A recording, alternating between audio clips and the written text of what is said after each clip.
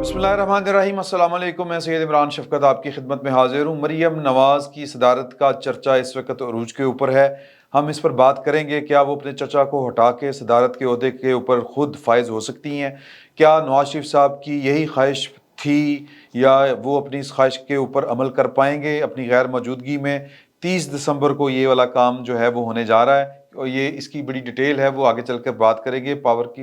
Party के अंदर की पॉलिटिक्स जो है वो बड़ी शिद्दत इख्तियार कर चुकी है, तो इस पर बात करेंगे। लेकिन जो सबसे अहम मसला है वो है कि इमरान खान साहब को तो पता चल गया है कि पाकिस्तान की फ़ौज न्यूट्रल है या नहीं है, ये उनको बड़ी अच्छी तरह अंदाज़ा है। लेकिन ये जो शहबाज शरीफ साहब हैं, अभी तक उनको यकीन नहीं आ रहा कि पाकिस्तान की फ़ौज उनको सच्ची मुच्ची का वज़ीर आज़म मानती है कि नहीं मानती, क्योंकि चीज़ें बड़ी अजीबो-गरीब सी हो रही हैं। हालांकि जो आप ये कह लें कि जनरल फैज़ और इमरान खान साहब के ख़िलाफ़ जो चार्ज शीट है वो बढ़ती जा रही है और बड़ी खौफनाक हद तक बढ़ती जा रही है। इमरान खान साहब जो हैं वो जाके खेल रहे हैं और जिस लेवल पर जाके उन्होंने मतलब काम तालिबान के साथ जो गिडमिड की थी, तो वो बड़ा खौफनाक सूरत हाल इख्तियार करती जा रही है। तो शहबाज शरीफ साहब जो हैं वो अभी तक इमरान खान साहब के ख़िलाफ़ बुनियादी जो काम करने वाले हैं वो नहीं कर पाए और ज़ाहिर है कि उनको हमारी इत्तला है कि रोका गया हुआ था, किसी ने उनको रोका हुआ था और वो जिन्होंने रोका हुआ था वो जनरल बाजवा साहब थे। और जनरल बाजवा साहब ने क्यों रोका था, ये बड़ी दिलचस्प कहानी है, तो इस पर पहले बात करते हैं। सूरत हाल ये है कि आज तकरीबन 4 महीने, ये 2 दिसंबर को हो जाएंगे, आज 30 नवंबर है और 2 दिन बाद 4 महीने मुकम्मल हो जाएंगे इलेक्शन कमीशन की तरफ से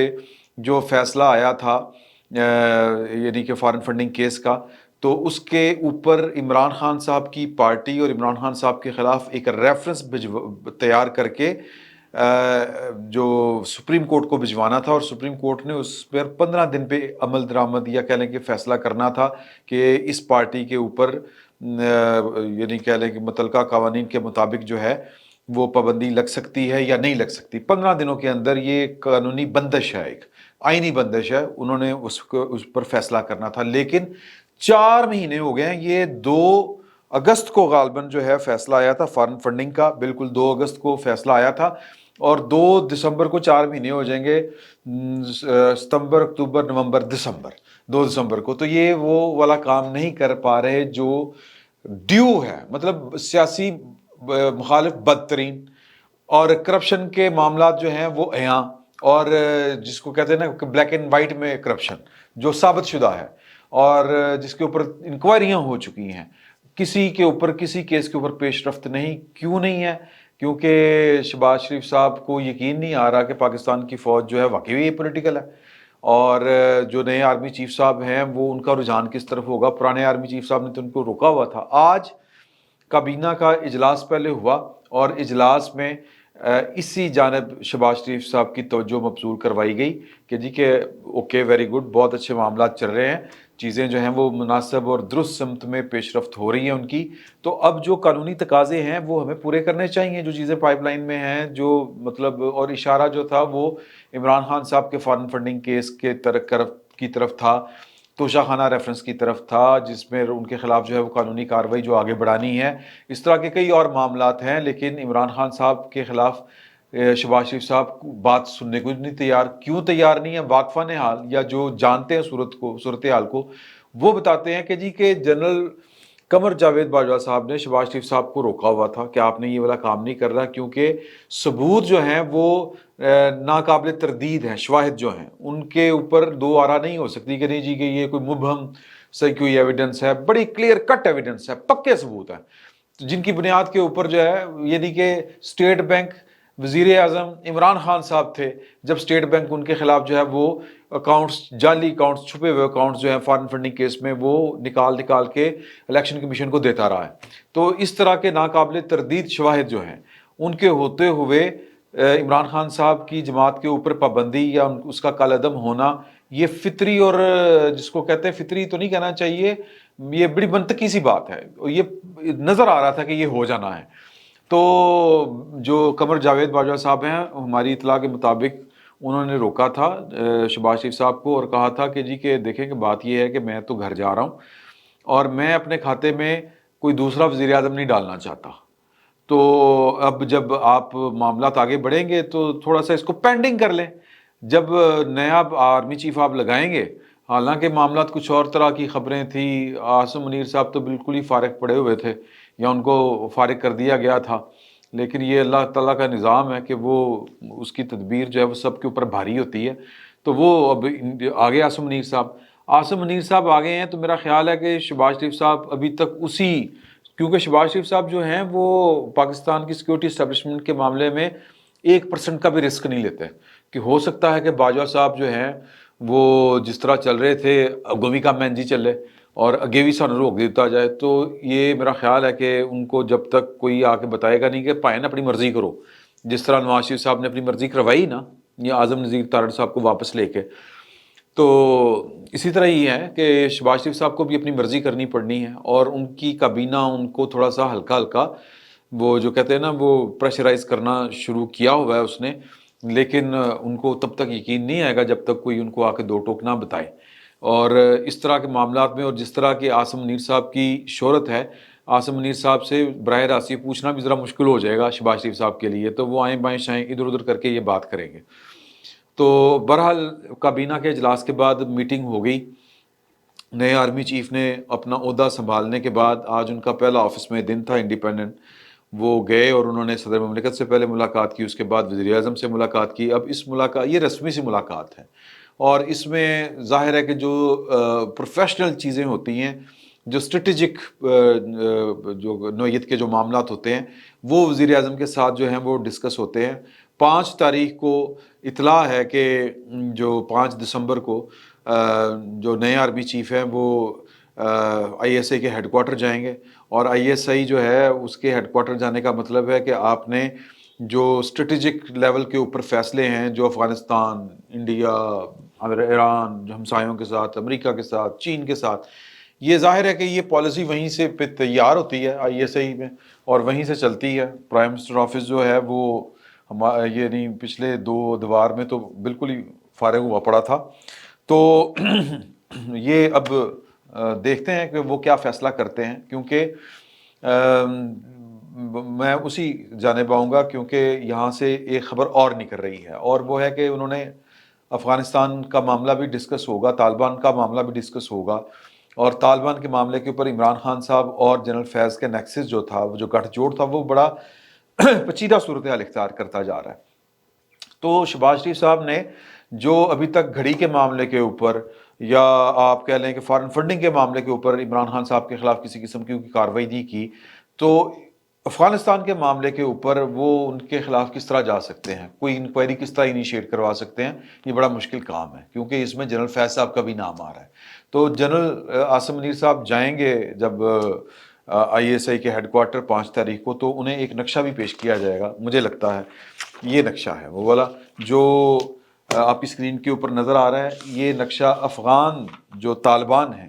جہاں کا دورہ جو ہے افغانستان کا اس وقت ہماری جو اسٹیٹ منسٹر ہیں فارن افیئرس ہنا ربانی خیر وہ کر رہی ہیں، اور اس دوران افغان طالبان نے ایک نقشہ جاری کر دیا ہے. آپ حساب لگائیں کہ لیول چیک کریں کہ ہم گڈ طالبان بیڈ طالبان کی وجہ سے دنیا سے پھینٹ کھاتے رہے. ہمارا وزیر اعظم جو تھا وہ اس کو عظیم فتح قرار دیتا رہا جب انخلا ہوا امریکہ کا، اور ہم ان کی دنیا بھر میں وکالت کرتے رہے. وہ ایک طرف طالبان تحریک طالبان پاکستانی کے ٹی ٹی پی کے وہ میزبان بھی ہیں، اور ان کو کہتے ہیں ہم روک بھی نہیں سکتے، ہم صرف مذاکرات کروا سکتے ہیں آپ کے. تو وہ ہمارے اوپر حملے کرنے کی پلاننگ کر رہے ہیں. اور جنرل فیض صاحب وہ شخصیت ہیں جنہوں نے یہ جو فاٹا والا ایریا ہے، سابقہ فاٹا کے پی کے کا علاقہ، وہاں پر ان کو آباد کاری کی اجازت دے دی ہوئی تھی، اور جس کی تصدیق جو ہے وہ کے پی کے اس وقت کے جو ترجمان ہیں گورنمنٹ کے بیرسٹر صاحب وہ بھی کر رہے ہیں. اور وہ کہہ رہے ہیں کہ جی طالبان کے ساتھ لڑا نہیں جا سکتا، ان کے ساتھ بھی نہ لڑیں، لیکن مذاکرات بھی کن بنیادوں کے اوپر کرنے ہیں، کن شرائط کے اوپر کرنے ہیں. اتنا بلیک میل عمران خان صاحب کے دور میں پاکستان کو کیا گیا ہے طالبان یا ٹی ٹی پی کے ہاتھوں، جس کی کوئی حد نہیں. تو بہرحال وہ ہمدردیاں، محبتیں جو جنرل فیض کی تھی، پتہ نہیں کون سی پالیسی تھی جو ہماری سمجھ میں تو نہیں آ رہی، اور عمران خان صاحب کی محبت جو ہے وہ اٹوٹ ہے. طالبان وہ افغانستان طالبان ہو، یعنی کہ جو پاکستان کے خلاف جا بھی رہے ہیں، اور جو نقشہ انہوں نے جاری کیا ہے جو میں نے آپ کو دکھایا ہے، اس میں پاکستان ادھا وہ لے گئے ہیں سر۔ یہ جو انہوں نے نقشہ جاری کیا ہے اس میں جو کشمیر ہے وہ اس کے دو انہوں نے ٹکڑے کیے ہیں، ایک یعنی گلگت بلتستان سمیت ایک ہندو کشمیر انہوں نے کہا ہے، اور دوسرا انہوں نے افغانی کشمیر کہا ہے۔ یہ آپ کو نظر آ رہا ہوگا، اس پر دیکھیں ذرا، نیچے اس کے آ جائیں تو گلگت بلتستان بھی گیا، اور اس کے بعد جناب منگورا، مردان، اور یہ جناب علی کوہاٹ، بنو، اور اسماعیل خان ڈیرہ، یعنی کہ اسماعیل خان ڈیرہ، ہم تو ڈیرہ اسماعیل خان کہتے ہیں، انہوں نے اسماعیل خان ڈیرہ لکھا ہے۔ اور پھر اس کے نیچے آتے جائیں پوری کی پوری پٹی، زوب، لورالائی، اور کوئٹہ، اور پھر کیا کہتے ہیں جی گوادر، یہ سارے کا سارا وہ لے گئے ہیں جناب۔ تو یہ آپ خود حساب لگا لیں کہ عمران خان صاحب اور جو جنرل فیض صاحب تھے ان کی افغانیوں کے ساتھ محبتیں کس لیول کے اوپر تھیں، اور یہ جو طالبان ہیں یہ پاکستان کو کس طرح اس کا تیا پانچا کرنے کے خاک میں بدہن چکر میں ہیں کہ باقی انڈیا لے جائے اور جو بچ گیا ہے وہ ہم لے جائیں۔ مطلب ہمارا جو اوپر والا پنجاب کے پی کے تقریباً آدھے سے زیادہ، پشاور بھی اس میں آ رہا ہے، کوہاٹ میں اس میں آ رہا ہے، یہ سارا کا سارا وہ جناب لے کے جا چکے ہیں۔ اور یہ انہوں نے جناب درہ خیبر، اب یہ اس میں لکھا ہوا ہے پشتوں میں، یہ مجھے آ نہیں رہی سمجھ، تو وہ پاکستان کو آپ یہ خود دیکھ لیں کہ یہ کس طرح کا انہوں نے نقشہ جاری کیا ہے کہ آدھا پاکستان جو ہے وہ افغانستان کے کھاتے میں چلا گیا۔ تو ایک طرف ہمیں کن کا سامنا ہے؟ انڈیا کا، اور ایک طرف یہ طالبان، اور طالبان کے ساتھ جو محبت ہے تو یہ اس کے اوپر انکوائری ہونی ہے، آج نہیں تو کل، یہ بات آپ لکھ لیجئے، کیونکہ یہ چارج شیٹ ہے جنرل فیض کے خلاف۔ جنرل فیض کو جو پشاور سے ہٹایا گیا تھا وہ طالبان نواز پالیسیوں کی وجہ سے ہٹایا گیا تھا، ادروائز اور کوئی وجہ نہیں تھی جس کی بہاولپور بھیجا گیا تھا۔ تو یہ جناب علی صورتحال ہے۔ تو میں یہ سوچ رہا تھا، لاجیکلی ہم بات یہ سمجھ میں آتی ہے کہ اس طرح کے سینسٹیو ایشو کے اوپر یہ عمران خان صاحب کے خلاف، جنرل فیض کے خلاف جو شہباز شریف صاحب ہیں یہ انکوائری انیشیٹ کرنے کا حوصلہ رکھتے ہیں، جو ان کے خلاف کھڑی کا مقدمہ نہیں چلا رہے، کھڑی چوری کا، جو ان کے خلاف جو ہے وہ فارن فنڈنگ کیس کے تحت ان کے خلاف ریفرنس نہیں بھجوا رہے کہ قانون میں اس طرح کی پارٹی کی کوئی گنجائش نہیں ہے، تو ان کے خلاف بھی نہیں کر رہے، کچھ بھی نہیں کر رہے، ریفرنس نہیں بھجوا رہے سپریم کورٹ۔ تو باقی انہوں نے جو کرنا ہے سو کرنا ہے۔ میرا خیال ہے کہ انہوں نے آ کے تھوڑا بہت یقین دلایا ہوگا کہ پرائم منسٹر صاحب جو آپ کہیں گے وہی ہوگا، میں آرمی چیف ہوں لیکن آپ کی ماتحتی میں ہوں، اس کے اوپر یقین کر لیں اب کہ پاکستان کی فوج جو ہے وہ اب سپر پرائم منسٹر نہیں ہوتا اس کا چیف آف آرمی سٹاف، بلکہ وہ آپ کے تابع ہے۔ تو وہ آ کے یقین کیوں دلوا کے گئے ہوں گے۔ تو آج رات کو میرا خیال ہے کہ ان کو نیند نہیں آئے گی، شہباز شریف صاحب کو ایڈی بڑی خوشی، اتنی خوشی۔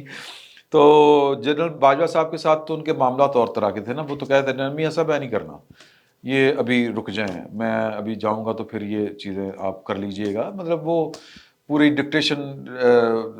لیتے تھے کہ اچھا جی اب کیا کریں، یہ کیا کریں، وہ کیا کریں۔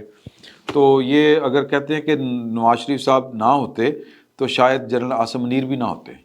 معاملات اور فیصلے کچھ اور طرح سے ہوتے، لیکن اپنا اپنا خیال ہے لوگوں کا۔ میں آپ کو جو بتا رہا ہوں وہ جو میرے پاس انفارمیشن ہے اس کی بنیاد کے اوپر بتا رہا ہوں۔ تو باقی رہ گی بات مریم نواز صاحبہ کی 30 دسمبر کو، کیا وہ پاکستان مسلم لیگ نون کی صدر ہوں گی؟ سر زور بڑا لگ رہا ہے، بہت زور لگ رہا ہے۔ جو پارٹی کے دو اس میں بڑے واضح ویزیبل اور بڑے کلیئر کٹ دھڑے ہیں، ایک دھڑا جو ہے وہ نواز شریف صاحب کی طرف جھکاؤ رکھتا ہے اور وہ چھوٹا ہے، وہ بہت بڑا نہیں ہے، کیونکہ جتنے بڑے سیکنڈ ٹیئر کے لیڈر ہیں وہ مریم بی بی کو، کیونکہ مریم بی بی کو وہ کیا کہتے ہیں، وہ لگتا ہے ان کو کہ جی کہ پہلے ابے دی نوکری کی تھی، انہیں دی نوکری کری ہے، چھوٹی جی ہے ہمارے ہاتھوں میں کے لیے ہمیں انکل انکل کہتی ہے۔ حالانکہ ان کو یہ سمجھنا چاہیے کہ لیڈر وہی ہوتا ہے جس کو لوگ قبول کر لیں۔ شہباز شریف صاحب کو وزیر اعظم بننے کے باوجود شہباز شریف صاحب کو وہ مقام پاکستان مسلم لیگ نون کے ووٹر غالباً نہیں دے پائے جو مقام مریم بی بی نے حاصل کر لیا تھا۔ تو اب ایک پارٹی میں یہ تھاٹ جو ہے وہ چلائی گئی تھی اور اس کے اوپر کام ہو رہا ہے کہ جی کہ جو پارٹی کی عہدے ہیں وہ علیحدہ ہوں، اور جو گورنمنٹ سائڈ کے عہدے ہیں، جو پارٹی کے لوگ گورنمنٹ سائڈ میں ہوں وہ عہدے علیحدہ ہوں، یعنی کہ وزیر اعظم جو ہے وہ اگر صدر بھی ہوگا تو وہ پھر مطلب کہہ لیں کہ ذرا تندئی کے ساتھ کام نہیں کر سکے گا. تو یہ ایک کہہ لیں کہ ایک موو ہے، پولیٹیکل موو ہے سادہ سی. ادروائز نواز شریف صاحب پارٹی کے سربراہ بھی ہوتے تھے اور وزیر اعظم بھی ہوتے تھے. تو لیکن پارٹی کے اندر مزاحمت ہوگی، کوئی نہ کوئی رکھنا ڈالا جائے گا، مریم بی بی کے راستے میں رکاوٹ کھڑی کی جائے گی. میری کچھ پارٹی کے سینئر لوگوں سے بات ہوئی ہے تو ان کا خیال ہے کہ جی کہ یہ کام بہت پہلے ہو جانا چاہیے، لیکن شاید ابھی بھی نہیں ہو سکے گا، کیونکہ الیکشن کمیشن نے ایک شرط رکھی ہوئی تھی کہ 30